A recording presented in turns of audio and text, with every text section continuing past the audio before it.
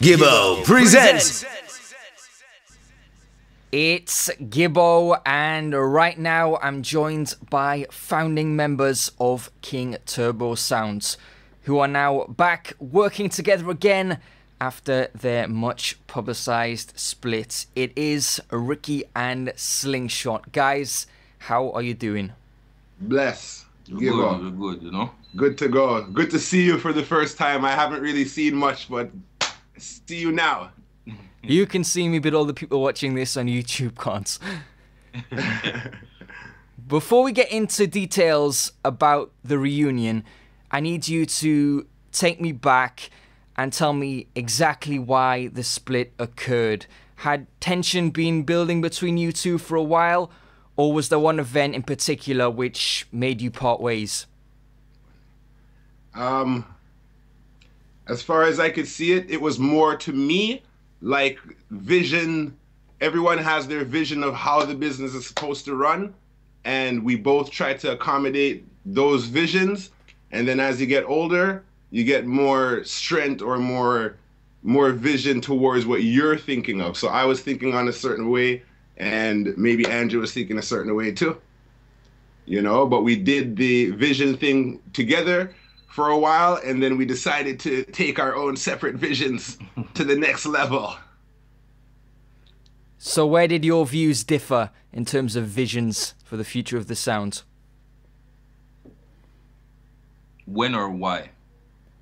How did they differ? How were you thinking differently? Which different directions did you want to take the sound in? Okay, well, initially when we first started, like, I mean, the song was a juggling song, you know what I mean?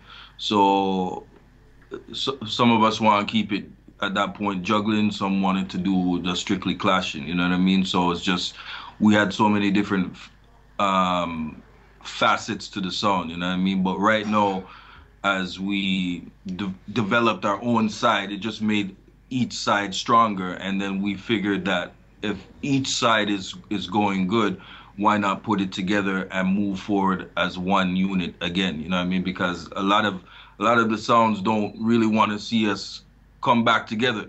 You know what I'm saying? Because when we were together, we were hard to beat, you know what I mean? So that's the main thing still, that we all have the same interests and respect for what we do in our sound.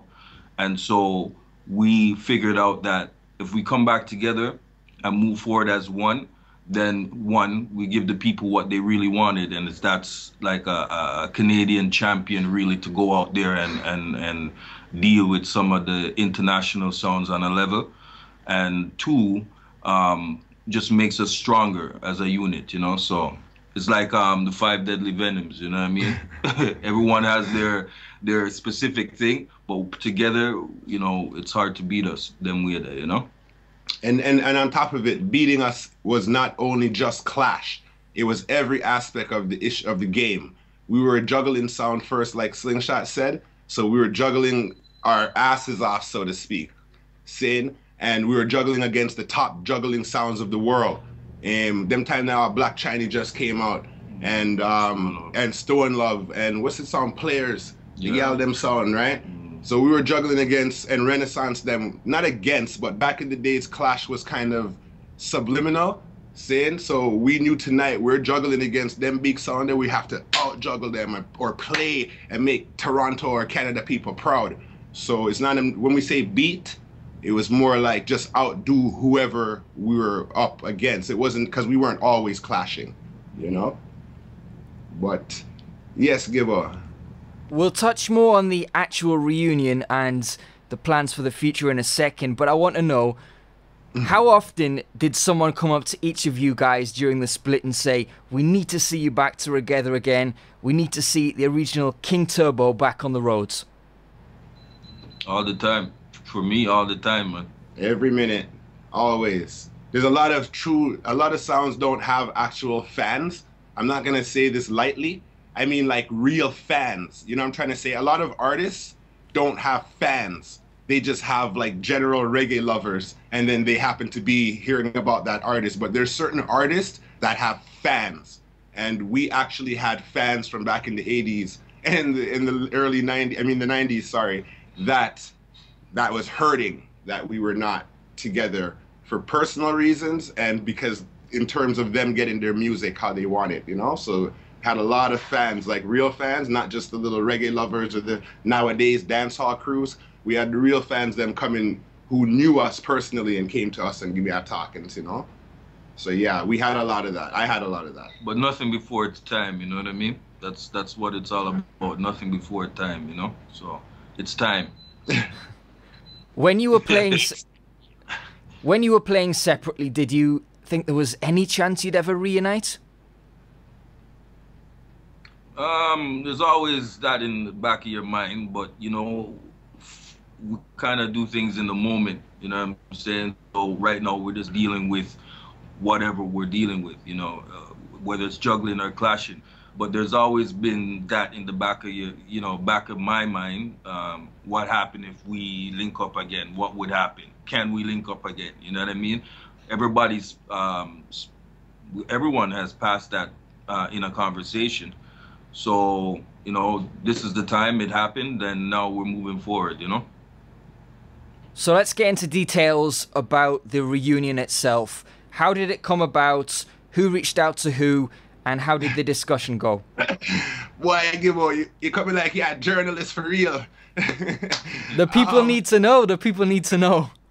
Yes, I'm going to say that in my eyes, there's always been little spurts and little throughout the last 9 years, right? That's how long it's been. So there's always been 1 and 3 little man reaching out and saying this and saying that. But I'm going to have to say that I kind of reached out to Suspense, who is one of our original friends and booking manager. But for me, Suspense was more of my friend, more than a business partner. So I reached out to Suspense, who also reached out to my brother, Brimstone, Nolan, who also reached out to Specs. And we're kind of all connected, even though myself and Andrew weren't really speaking. The crew is so large and so long. We've been together so long that my younger brother and his younger brother are friends. You know, like I know Specs' sisters and stuff like that. So like, I mean, we're all still connected, you know, bit by bit. But in this particular situation, I reached out, I was talking to Nolan, and I reached out to Suspense, which then in turn reached out to Specs, and then me and Specs started linking up, and then we just linked up. That's how I see it still, you know. Maybe Andrew, I don't know, see it different, but that's how I got it still. Mm-hmm. Yep. So then, did you make a call to Slingshot Ricky? I talked to Specs for a couple weeks. Me and Specs and Suspense were talking for weeks. Because calling Slingshot, we need to just make sure that everybody is on the same page before we go make any big hoopla. Because at the end of the day, King Turbo, Andrew, was doing his thing regardless with me there or not. And I was still seeing, like, say, I have a vision that I'm still completing. So let's not go to each other with like an ego flex or the past. Oh, you did this to me in 1991. Or, oh, remember in 1992. You know, like, we need to figure out how to put all that stuff away, because there are stuff that irritated me in 1994 when we were teenagers and stuff. And maybe, you know what I mean, maybe it took 20 years for it to blow, but who knows? The point is that we had to make sure with me and Specs and Slingshot, me and Specs and Suspense, which is Gary, talking that we squash all of those things. Those things don't need to come up. We need to just figure out what's going on right now, what's better for the sound now, and then moving forward, because I'm 40 plus. See what I'm saying? Years old, right? So. And for me, it's just it's more that everyone's on the same page, you know what I mean? If everyone's on the same page and the vision is one, then I'm good to go. then I'm good to go, you know what I mean? So yeah, that's how it developed. How long had it been that you hadn't talked for? A few years. Because we had spoke previously before, me and Ricky. So, and I've seen Ricky, you know, a couple of times. So we did speak, but again, nothing business. Yeah, nothing business or anything like that. We're just trying to, you know, see where each other's at that point. And, you know, at the end of the day, regardless if we split up, it's still King Turbo, you know what I mean? You have family members that argue and then they put it aside, you know what I mean? So that's how it went. but we've never. There was no war issues. Yeah, there was really no war. It's just a matter of misunderstanding and lack of communication that really caused us to be apart for so long. You know what I mean? But it's like riding a bike. Once we're back together, everything is everything. And let's not forget, Gibbo, that when the other sounds heard that King Turbo was split, so now all of the let me just say I forgive you. I forgive the whole of you. Let me just say that because all of the man them who they were able to now play their two-faced game. See what I'm saying? Because they don't think or they know that Ricky and Andrew don't talk. So the same guy that's friend to me, the same guy that's friend to Andrew, Slingshot, and they're looking for their reason to, you know, how they can benefit and how to keep us apart. Because King Turbo together could be some of the sound man them worst nightmare. See what I'm saying? And King Turbo together could also be some of the sound them's best thing that could ever happen. Because one thing I've never stopped saying is Canada needs to be strong. When Canada is strong, the pressure is off of my back. And it's off of Black Reaction's back at one point, and it's off of Super Fresh's back at one point. But if we had a lot of strong sounds in Canada, then everybody wouldn't gonna kill themselves to focus on. In Jamaica, they're not just focusing on Stone Love. Look at all the good sounds that are there, right? So that's the kind of mentality that I'm at right now at 25 years in the game, is that it's not about me anymore. That I could get my forward them in the dance, or I can get bookings, or I can do what I want as King Turbo, but we need stronger sounds around us, Canadian representing. I'm born in Jamaica, but I represent Canada. And we need these sounds in Toronto and Montreal and Winnipeg and Vancouver. We need you guys to step up because it's Canada that gets the good name or the bad name. And then they come and say Turbo. Right? And then some of our good selectors who were good representing good Canadian sounds flip up and go to other sounds from other regions and stuff too. And that's just not, you know what I'm saying? We need Canadian product strong. And that's what I'm more about, you know? Big up roots, man, and sounds like that. Saying? What steps do you feel Canadian-based sounds need to take in order to progress to the next level? Is it a matter of playing outside of Canada? Is there any other things that they need to do to move up the ladder? Well, sound business is business, right? So sound business, your business aspect of what you're doing needs to be in line with what's happening around the world. Obviously, the networking and marketing of your sound is very important. And definitely you need to go out in the world, because back in the 90s, what happened was all the sounds from around the world came to Canada, and we'd beat them. You know what I mean? We'd lock them off, beat them, whatever the case is. But then they'll go back to wherever they're going in the world, and people wouldn't know about it because we didn't have Facebook, we didn't have all this social media outlets that would broadcasting. You know what I mean? You might have cassettes or whatever the case is, but you know, it never got out there. But now marketing is very important because it is a business, so it's just how you market your product and most definitely get it out there. You know what I mean? So let's look forward to the end of December. First big clash date for the newly reunited King Turbo against Rebel Tone. How do you see this one playing out? Yes, that date is a nice date because I respect Newbie, else I wouldn't have taken the clash if I didn't rate Newbie still. Saying Newbie is a good, what I'm talking about, Canadian product that does his best all the time, and he works in the industry, always working. So that's why I look for people like that to war. You know what I mean? I look for people like that to compete against or put myself against in terms of making sure that I'm still in at the thing and they're still strong enough to represent. So, you know, that clash is going to be nice because Newbie's a feisty guy, and and for him, you know, 4 songs in 10 minutes is not going to cut it, Noobs.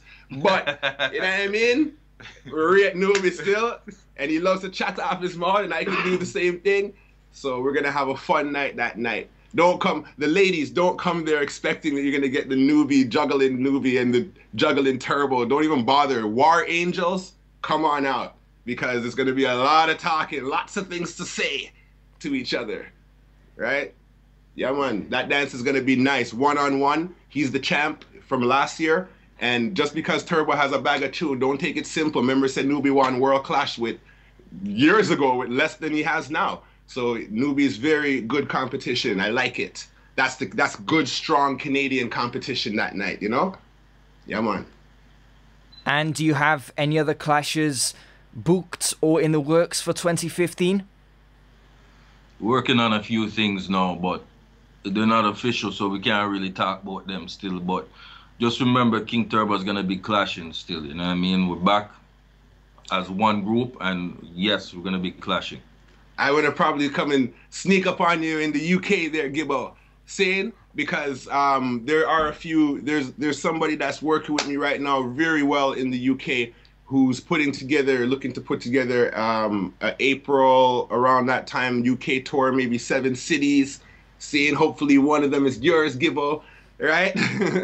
And we're going to come out there and do it and probably head over to Europe if God bless, you know? Guys, it's great to see you sitting side by side once again. Wish you all the best for December, and hopefully we'll catch up again very soon. Thanks a lot for your time. I'd like to big up a few people. Is that possible? Of course. Sid. Big up Antonio from Boom Chillum Sound out in Italy, and Baluba Sound. These guys really helped me out a lot. Big up Magash Sound, Fire Dog, and Alex and those guys in Switzerland. Enough respect. Shashamani and Papa Bingi and the crew, always looking out for me. And enough respect to the whole of the New York people, them, because when I go to New York, I actually get a good reception, no matter what those punks online say. They don't even play sound, right? So big up the people them in New York and stuff. And yeah, man, it's a worldwide thing that we're trying to reach out to. And the fans that I've learned and met around the world, wow, you know, Germany, Spider. A lot of guys hate on Spider from Supersonic. I go to that still. Big up Spider from Supersonic. Saying, hit that. Lindo P and those guys, you know these Toronto people, big up. That's it. Stop. If I don't do this, it's dead. Big up Specs. Specs is a very hard worker, and stop complaining, Specs. But he's very hard worker, and without Specs, we couldn't really get these dubs together and get things going together how we do. So I have to big up Specs. I couldn't leave that out. I hit that. Saying Suspense and the crew. Yeah, the whole King Turbo crew. Jamming. The whole internal and external crew and family. You know Morning Ride. We're back together. The sound is back together. So the sound man them that didn't want to see it happen, it's here. You know what I mean? To our fans around the world, we're back together. So you guys are going to get what you've been looking for. Zebulon in Holland, man. I'm a brother from another mother. You know what I'm saying? That was Dutch, Toronto, Canadian, Jamaican just there. Gibbo.